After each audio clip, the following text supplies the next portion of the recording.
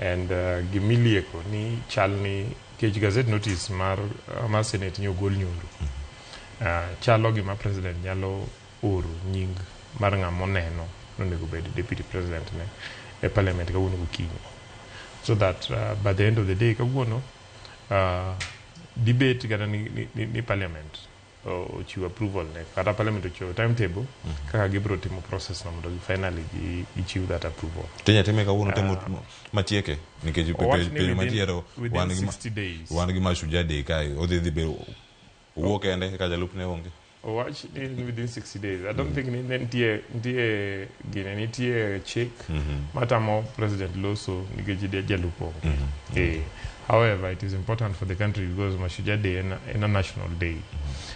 Ni mondo government ka appear Mashujaa day do bedo ka incomplete.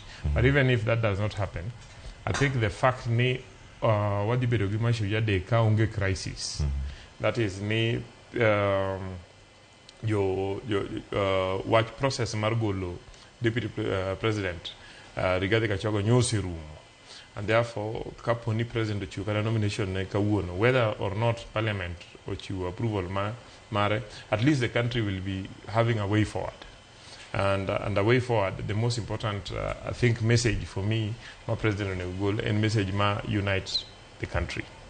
Yeah, because the country has to be united at such a time. Nitie winners and losers. Definitely, jomanyo deputy president ochwanyo feel ni nyalo feel ni gini gi win, okay, all over the country. However, nyalo be ni nitie surprise ga moko aparo ni gitin but gintie manyalo feel ni process ni ogolo ng'amanyo gineno ka jatend gi eterno, and therefore chuny gi nyalo chwanyore. At such a time ibro yudo ni joma poni nitie on the winning side, excitement nyabedo kuomgi magigo siboi ne jomolus. At the same time jomolus nyalo kun to mano okonywa kaka Kenya. This is the moment monego bed ni jotendwa tema Kenya from all over the country join up together mondo show solidarity. Ni mana kaka parliament to gi senate nyoriwore overwhelmingly mogolo deputy president giriwre mondo gi unite the country, makata supporters mag Rigathi Gachagua, leaders ma nyopo ni o support in this process mondo luong on board mondo poni cap appointment dhi chiw to an appointment ma the entire country osegine. Ing'eyo ni definitely proposals osebedo given mar ji mopogore opogore ma kuonde mopogore opogore Kenya. Nitie josiasa ma gi supporters mag josiasa ma Mount Kenya mosewacho ni for good reason nikech kom ni nyo ni kuno for the benefit of the country onego tem mondo dog yo Mount Kenya.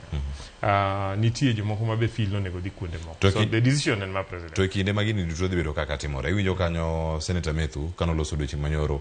Ologo wacho ni gima timore kar kae ok odhi bedo mana effect ne jalup jatend piny ne nogole.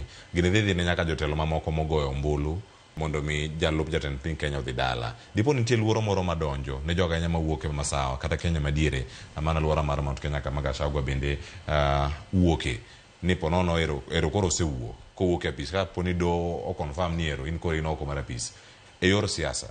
Pod jatend piny Kenya masani William Ruto dhi bedo ka entie gi mbi mare masawa mar piny Kenya kaka ne go kan Gachagua. Ing'eni kama jo Kenya ma masawa nitie sani e gima kama oganda maluo sebete igni